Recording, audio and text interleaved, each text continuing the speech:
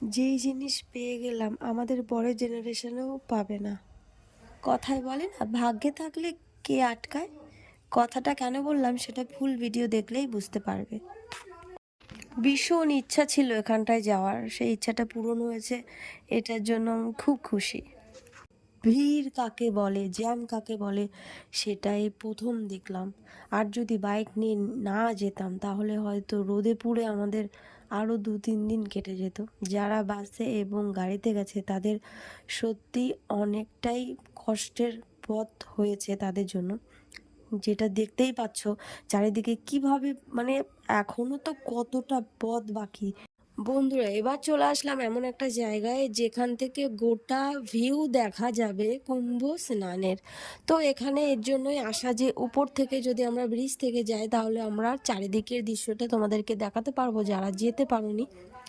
ভিডিওটা অনেকটা লং, কোনটা রেখে কোনটা ভিডিও সেট করব এটাই করতে গিয়ে আমার মাথাটা হ্যাং হয়ে গেছে। কারণ প্রত্যেকটা সিন সিচুয়েশন দেখার মতো, দেওয়ার মতো, তোমাদেরকে শেয়ার করার মতো, তার মাঝে কিছুটা কেটে তোমাদেরকে শেয়ার করলাম। যেহেতু 3 মিনিটের উপরে হয়ে গেলে তোমাদের ভিডিওটা একটু বোরিং লাগতে পারে।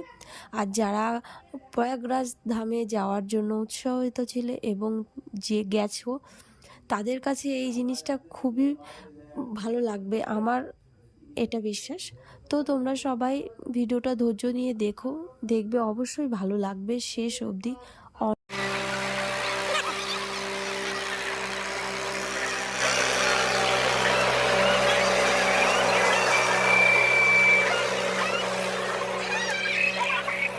এত দৌড়ঝাঁপের পরে এবার এলো সেই মুহূর্ত, পূর্ণ স্নানের মুহূর্ত। তো আমি চলে গেলাম। তো আমি পূর্ণ স্নান করছিলাম তখন ও ভিডিওটা করছিল। আর সবাই দেখো পিছনে যে যার মতো ক্যামেরা সেলফি তোলার জন্য ব্যস্ত হয়ে গেছে। আর আমি ভাবছি কখন এখানে স্নান করব, আর ভিডিও তো একটু করতে ইচ্ছা করেই, তাই না বলো? যাই হোক, স্নান করে উঠে এবার মাথায় একটু তিলক লাগানোর ইচ্ছা হলো।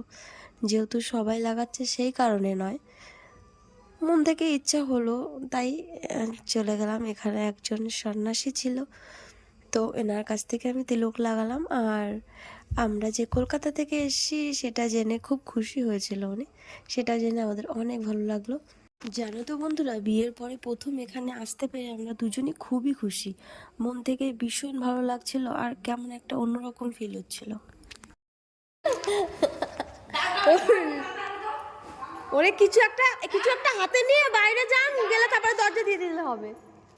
আমার কাছে তো কিছু আর নেই।